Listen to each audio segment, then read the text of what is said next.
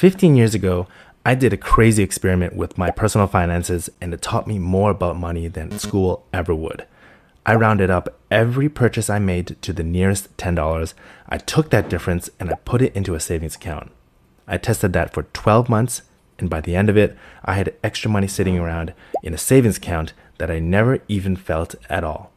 In this video, I explain exactly how it worked and why this might be the easiest system you'll ever use to put yourself financially ahead of others. If you'd like to try this too, I'm giving away for free to my viewers the financial tracker so you can do this for yourself as well.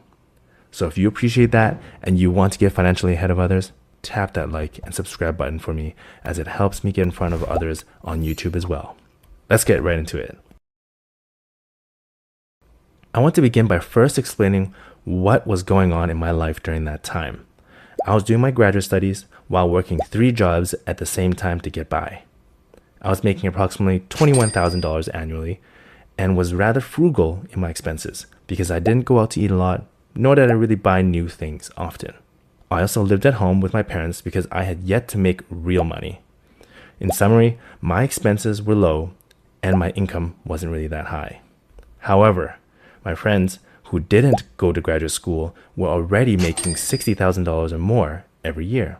They could afford a car, they could afford rent, and even saved money, something I felt I couldn't do. So I tried something different. Every time I spent money, I rounded it up to the nearest $10 and saved that difference. That's it.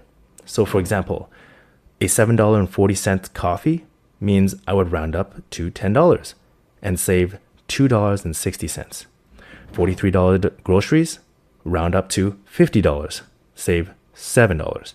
$91.50 Amazon order, round up to $100. That means I save $8.50. Here, that was no budgeting, no restrictions. Just one simple rule running in the background. I tried this because I wanted to know whether I was lying to myself that I actually didn't have money to save. And look, if I came up with any number at the end of the year, it would just feel like extra money in my pocket. If I didn't feel the financial difference month by month, then that means I did have money to save. If I did feel the financial difference, then I truly didn't have enough money to save. If you want to try this, here's exactly what I did. You can copy that. Step 1. I opened a separate savings account. Go to your local bank and just open a separate account. These are easy to set up by simply just asking. Step 2. Transfer the total. Once a day, I took 3 minutes, reviewed my purchases, rounded them up, transferred the total. And I can already hear my viewers saying, well, I don't want to open my bank account every day. Well, you don't absolutely have to. You can save your receipts and put them in a to-do pile. And perhaps at the end of the week, you set aside 10 minutes to manage it all in one swoop. It's that easy. Don't make excuses for yourself. Step 3. Count discretionary spending. I only count purchases I chose to make. No rent, no bills. Step 4. Leave it alone for 12 months. I did not touch the money for 12 months and just left it in the savings account. That's the entire system. Go ahead, pause the screen right there, and take a picture before you go into the next page. Here are the results after 12 months. In January, I saved $109.83. February, I saved a little bit more at $124.67. March, I saved $141.22. And this continued until June, when I realized I was actually spending more than I needed. So I pulled it back during the summer, where I saved approximately $160 per month.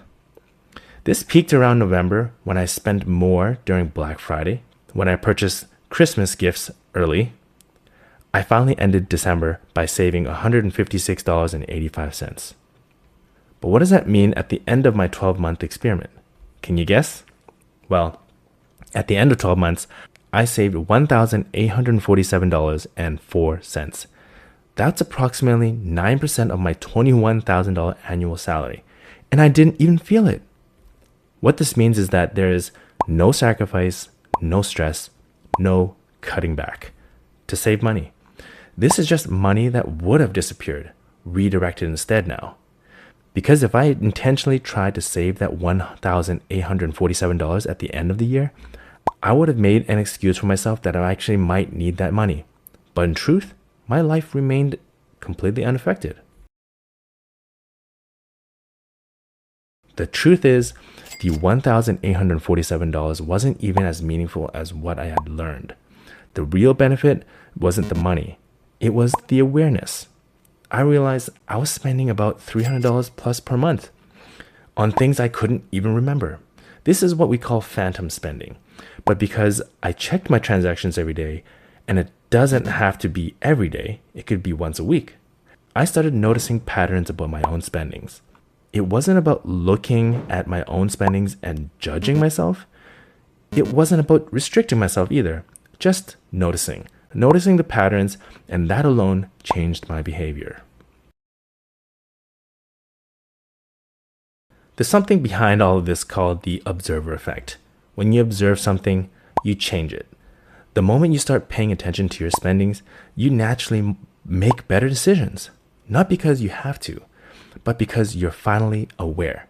By month 4, my spendings dropped by about 12% without a single rule. No budget, no restrictions, just awareness. So if you're looking to better understand your finances or even reduce your spendings with minimal effort, simply take a bit of time noticing your finances. Perhaps you'll think twice the next time you have the urge to buy Starbucks coffee. Let's zoom out for a second and estimate what this could mean for the average American. Because in my scenario, I was a broke student that lived at home. Most people actually have rent, mortgages, or maybe even kids. Most people aged 25 to 45 make about 70 to 100 purchases a month. So if the average roundup is about $4 to $5, that is $300 to $450 saved per month. Extrapolate that for a year, and that's $3,000 to $5,000 at the end of 12 months. What do you think? This can happen without changing your lifestyle. And if that money sits in a high yield savings account that gives you additional approximate 4% per year, you're earning interest on top. And if you did this for a few years, this turns into a real financial buffer that can even be your emergency fund. Okay, so this might not be the most appropriate for most people because some people are actually already really good at budgeting. So what type of person might this be best for? This method is good for people who hate budgeting, struggle to save consistently, and have unpredictable income. Remember, saving towards your rich life and being responsible is not about perfection. It's about momentum. So if you want to try this out for yourself, go into the description below and download my free personal finance tracker. Then follow this game plan. Open a separate savings account. Set a reminder. This really just takes 3 minutes. This could be daily or weekly. Then round up your purchases, transfer the differences to the new account, and don't check it for 30 days. That's it. $1,847 in 1 year might not sound like a lot, but it was a lot to me at that time. But more valuable was a lesson it taught me about being aware of my own finances. Now imagine what this money could look like in 5 years if I invested that savings. So reflect for a second. If you tried this, do you think you'd even notice the difference? Or would your future self just quietly thank you? If you've ever tried something like this, drop your experience in the comments below. And if you haven't, well, here's your opportunity. All right, I hope you enjoyed me sharing my personal finance experiment with you. And if you found this helpful, do me a favor, like and subscribe as I'm trying to get myself to 10,000 subscribers. And if you want more personal finance tips, here are 2 other videos that can help you build your rich life.